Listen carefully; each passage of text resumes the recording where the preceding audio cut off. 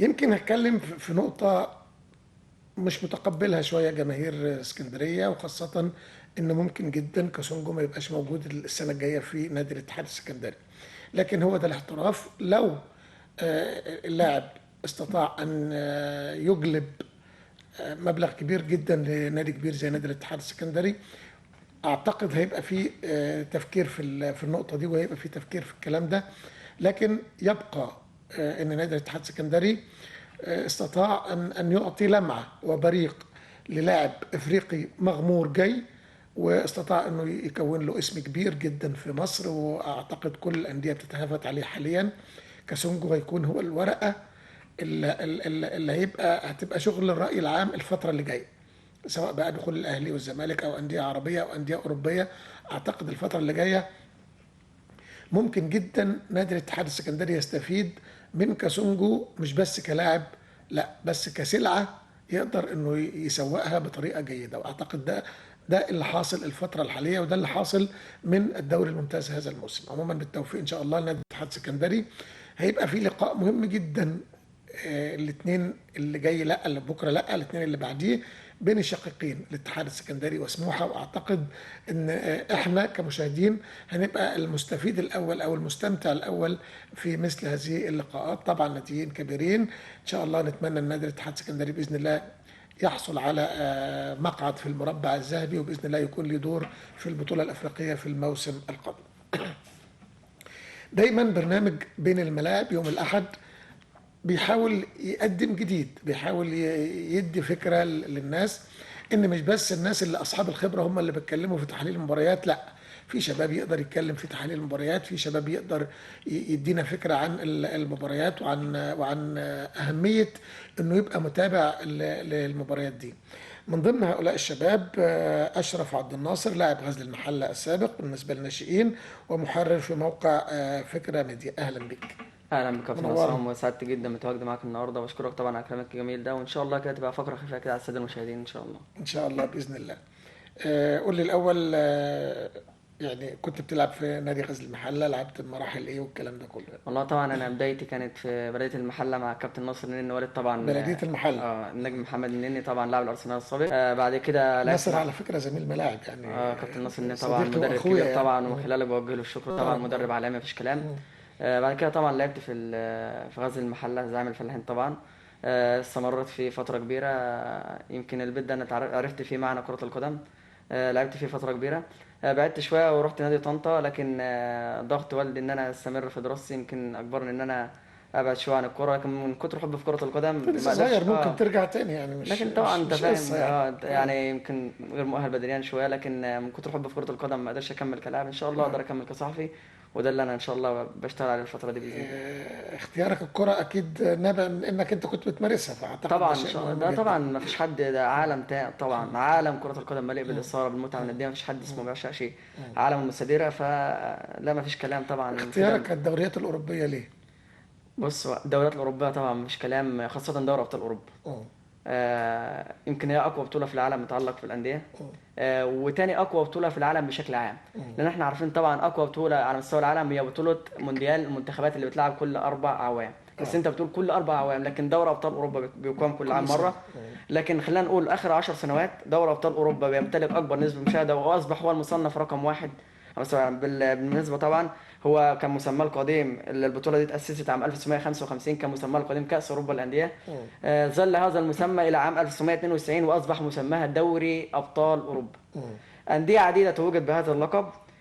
لكن خلينا نقول ان ريال مدريد هو اكتر فريق حقق لقب هذه البطوله 11 مره متتاليه، وهو حامل اللقب النسخه الاخيره لما فاز اتلتيكو مدريد في نهائي ميلانو العام الماضي بركلات ترجيح. تحت قيادة زيدان برضه. طبعا كاس زيدان، وبالمره وبالمناسبه هو بيوصل للمره الثانيه، وهو يعني طرف في المباراه النهائيه التي تتلعب في نهائي كارديف هذا العام. وبالمناسبه طبعا لو ريال مدريد حقق لقب البطوله هذا العام، هيكون اول فريق في التاريخ بيحقق لقب هذه البطوله مرتين متتاليتين.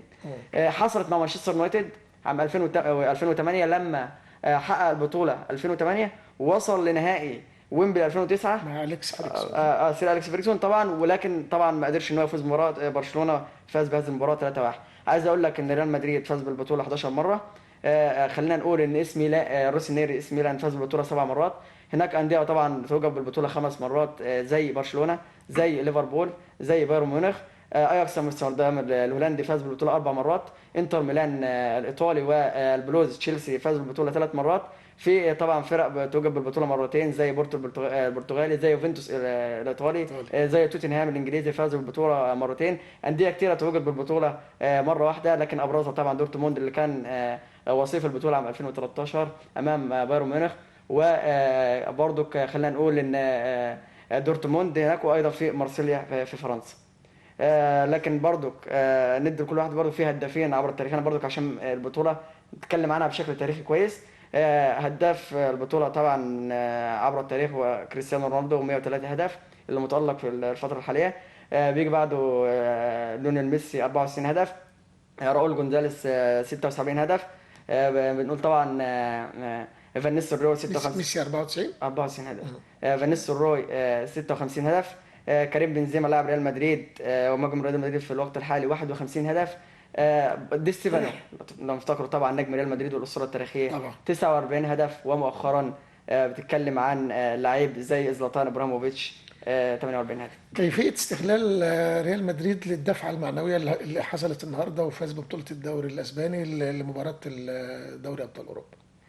والله طبعا احنا بنقول نتكلم على ريال مدريد في الوقت الحالي بيعيش فتره من التطور. مم. خلاص النهارده بيتوج بلقب الدوري الاسباني الليجا للمره 33 في تاريخه. هو اعتقد ان ريال مدريد اقوى اقوى خط هجوم في العالم، فريق مكتمل مفيش كلام في كل صفوفه. فاعتقد ان المباراه دي هتديله دفعه ان هو يكون يعني متوج بلقب دوري ابطال اوروبا الفتره اللي جايه. ما ننساش ان هو بيمتلك افضل لاعب في العالم، النجم البرتغالي كريستيانو رونالدو، يمتلك افضل وسط ملعب في العالم المكون طبعا من كازيميرو، لوكا مودريتش، توني كروس. فاعتقد طبعا ان هم قادرين على تخطي يوفنتوس في هذه المباراه. لكن زي ما بنقول ريال مدريد رغم ان هو اقوى هجوم في اوروبا او اقوى هجوم على مستوى العالم، ويمتلك افضل وسط ملعب في العالم، خلينا نقول ان اقوى فريق دفاعي في دوري ابطال اوروبا هو يوفنتوس الايطالي. عشان كده برضو عايز يعني عايزك تشرح لي حتة ان المباراة هتكون بين اقوى خط هجوم واقوى واقوى خط خط دفاع، دفاع هتكون اصابه وخاصة ان الفريق الريال بيعتمد على الهجوم والهجوم فقط.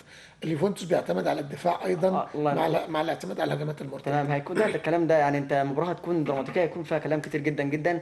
لكن خلينا نقول ان ريال مدريد لازم في المباراه اللي زي دي يلعب بتشكيله معينه وبطريقه معينه، لان ريال مدريد هذا العام كل الهجمات او كل طريقه لعبه دايما في الغالب بيعتمد على الكرات العرضيه. والكرات العرضيه مش هتيجي مع يوفنتوس. الدفاع الايطاليين مش زي بايرن ميونخ صحيح. اللي اقوى كون لا، من البايرن بيلعب مهاجم مفتوح، يعني ما فيش طبعا. مشكلة. بس هو في الغالب مارسيلو بيتحرك كويس قوي قوي وبيلعب الكرات العرضيه. حتى الاثنين اللي هم بيلعبوا هاف، لما تتكلم على جاريث بيل احيانا بيميل للطرف وبيلعب الكرات العرضيه. برضو كارفاخال لما بيلعب باك يمين، ايضا ناتشو لما بيلعب دانييلو بيعتمد على الكرات العرضيه. فالكرات العرضيه في ظل وجود كليني او ظل وجود بونوتشي مش هتسمع عن شيء. فانت في ريال مدريد لما تيجي تتكلم على خط هجوم، طبعا كالعاده كيرو نافاس في حراسه المرمى. خط الدفاع سيرجيو راموس وفاران. الباكات مارسيلو افضل وسط ملعب في العالم في الوقت ده. في اليمين ناس بتقول لك دانييلو خلي بالك عشان برضو جمهور الملك هيكون عارفين دانييلو لو لعب هيكون في ثغره كبيره جدا جدا في هذه المنطقه في وجود ديبالا يقدر يستغل الحته دي بشكل كويس. ودانييلو فواته بتبقى كتير جدا جدا. فاعتقد ناتشو لو موجود او كارفاخال لو رجع اكيد هو اللي هيكون يعني اولى ان هو يلعب وسط الملعب. مفيش كلام خلاف صحيح. المتالقين كازيميرو، توني كروس، لوكا ميدرش.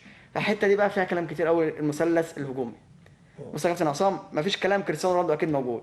الاثنين اللي موجودين تانيين اعتقد الهافي بنزيما برضه هيبقى موجود. اعتقد من زيما. لكن خلينا نقول بقى، انا بقول لك يعني برضو الاراء بتتكلم. انا حتى يمكن استمعت لبعض المحللين في اوروبا بس اللي يمكن طبعا كرويف سير اليكس الكلام في الحته دي كتير قوي. في ناس رجحت ان جاريث بيل يلعب جنب كريستيانو رونالدو كطرف شمال او كطرف يمين ان هو يلعب عشان يقنع الناس مين هو جاريث بيل، لان جاريث بيل دايما بيكون متالق في المباريات النهائيه. صحيح. لو نفتكر النهائي بتاع الكاس اللي جمعت ما بين ريال مدريد وبرشلونه، المباراه اللي شهدت غياب تالق غياب النجم البرتغالي كريستيانو رونالدو، وجاريث بيل كان في المباراه دي عمل مباراه رائعه، ما صحيح. فيش احسن من كده، عمل سبرنت سبرنت دقائق من اخر قبل المباراه. نص الملعب. وحرز هدف، وقدر ريال مدريد ان هو يتوج بهذا اللقب، واثبت للعالم كله ان ريال مدريد ما بيقفش على اللاعب زي كريستيانو رونالدو. فجاريث بيل دايما يكون متالق في المباريات النهائيه.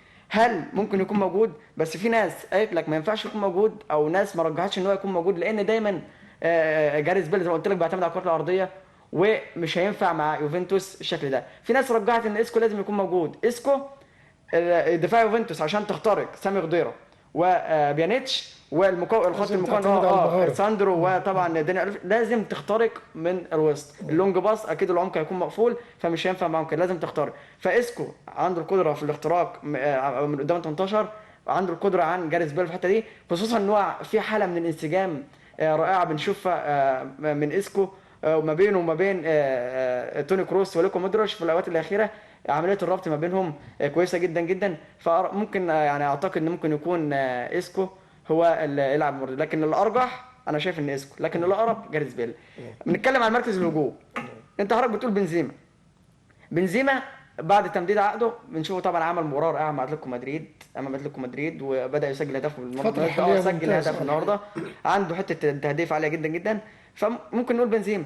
لكن في ناس برضو رجحت موراتا، لان موراتا خلينا نقول ان موراتا كان بيلعب في انا لو بتسالني عن امنياتي الشخصيه مراتا. مرات، لان مراتا كان بيلعب في يوفنتوس الموسم الماضي، ولعب ازاي، وعارف نقط ضعف سيرد باكات فريق يوفنتوس، فممكن يقدر يلعب على الحته دي كويس زيدان ويدفع بمراتا. لكن برضه خلينا نقول بمناسبه برضه ان مراتا كان بيلعب في يوفنتوس في لعيبه كتير لعبت الفريقين. بتتكلم على لعيب زي مراتا لعب ل ريال مدريد ولعب ليفنتوس في الموسم الماضي. نتكلم طبعا على جونزالو هيجوايين اللي هيكون ليه دور كبير جدا جدا، وعايز يقنع لجماهير الملكي ازاي انتوا بتتخلوا عني. في نفس الوقت ممكن كان تألق في المباراة الماضية امام موناكو، وقدر ان هو يسجل هدفين. احنا بنتكلم عن يوفنتوس دلوقتي. يوفنتوس. ايضا بتتكلم عن لعيب زي زيدان لعب للفرقتين في نهائي جمع ما بينهم عام 98 لو تفتكر. كان يوفنتوس قدر ان هو يتخطى موناكو في نصف النهائي. صحيح. ايضا وتخطاه هذا العام ولعب امام ريال مدريد. بس خلينا نقول ان يوفنتوس كان بيبحث عن اللقب السادس، ريال مدريد كان بيبحث عن اللقب السابع. احنا في 2017 ريال مدريد بيبحث عن اللقب ال 12، يوفنتوس ما زال بيبحث عن اللقب السادس. فخلينا نقول يوفنتوس يعني الامنيات محطوطه عليه كبيره قوي قوي قوي، وخاصه ان وتخطى فرق كبيره. شالوش بوفون بيقول نفسي ان انا خلاص في الاعوام فين الاخيره. تخطى برشلونه كمان. تمام. وغير كده ان هو يعني الصوره طبعا بيرلو اللي هو كان بيلعب في يوفنتوس، قال لك من اصعب اللحظات اللي مرت عليها في تاريخ كره القدم ان انا ما قدرتش اتوج بالبطوله مع يوفنتوس عام 2015 النهائي اللي جمع ما بينهم، وقدر برشلونه ان هو يفوز باللقب في هذا استاذنك في فاصل صغير كده ماشي، ونرجع اتفضل. تاني للساده اتفضل كده. المشاهدين. اعزائي المشاهدين فاصل ونرجع لحضراتكم مره تانيه. زي ما اتكلمنا عن ريال مدريد هنشرح اليوفنتوس وطريقتها وازاي هتقابل الهجوم اللي اكيد هيبقى هجوم ضاغط من ريال مدريد. اتفضل يا اشرف. بنتكلم طبعا زي ما انت قلت زي ما قلت لحضرتك، بس برضه عايز اتكلم طبعا على البرتغالي كريستيانو رونالدو. زي ما قلت لك ان كريستيانو رونالدو بيرد على الناس على كل الناس اللي كانوا بينتقدوه. كريستيانو رونالدو السنه دي كان قاعد 813 دقيقه ما يسجلش في دوري ابطال اوروبا ولا هدف. طبيعي طبعا بعد ما حقق موسم استثنائي العام الماضي واحرز القاب فرديه يعني لا تحصى ولا تعد. فلما يكون بعد الانجاز اللي بيعمله ده يسجل يقعد 813 دقيقه ما يسجلش ولا هدف، فطبعا بيبقى شيء غريب من طبعا. احسن لاعب في العالم طبعا. ومن هداف تاريخي للبطوله دي ان هو ما يسجلش. فالفتره دي حصلت له في 2008 مع مانشستر يونايتد، قعد هذه المده ما يسجلش فيها. اليوفنتوس هيقدر يستغل خبره بوفون مثلا في حراسه المرمى. لا ليفنتوس اعتقد طبعا ليفنتوس هيبقى المباراه تبقى صعبه جدا جدا على ريال مدريد. المباراه دي لم اتوقع فيها اي شيء. انت لما كنت بتتكلم على المباراه الماضيه النهائي اللي جمع ما بين ريال مدريد واتلتيكو مدريد الموسم الماضي، كان في ناس يعني الاغلبيه كانت ريال مدريد ان هو يقدر يفوز باللقب. لكن السنه دي اعتقد ناس كتير قوي نسبه كبيره قوي مترجح ان يوفنتوس ان هو يقدر يفوز باللقب. خاصه انه بيعرف يقفل كويس. طبعا بقول لك خط دفاعه اقوى دفاع في البطوله مفيش كلام. صعب ان انت تخترق هذا الدفاع، خاصه في العناصر الهجوميه. بتتكلم على مانزوكيتش او ديبالا، الاثنين ماشيين البطوله بشكل كويس، وقدروا ان هم يتفوقوا على برشلونه. فلا اعتقد طبعا المباراه هتبقى صعبه جدا جدا على ريال مدريد، غير متوقع فيها اي حاجه تحصل. ف هيعتمد على ايه ليفانتس؟ هل هيعتمد على الهجمات المرتده؟ هل هيبادر الريال بالهجوم، ولا متوقع ايه يعني؟ ودايما انت ريال مدريد دفاعه مش قوي، دايما بنشوف فيها هفوات. فاعتقد عمليه الضغط اللي هتيجي من الخلف والهجمات المرتده اعتقد طبعا هتبقى خطر جدا جدا على ريال مدريد.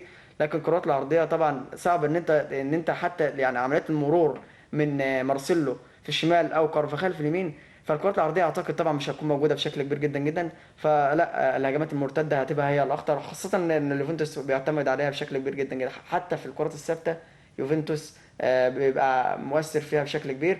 فلا العوامل كلها ممكن يقدر يستخدمها أليجري في هذه المباراة، ويقدر ان هو يخلص بيها بكل الاشكال.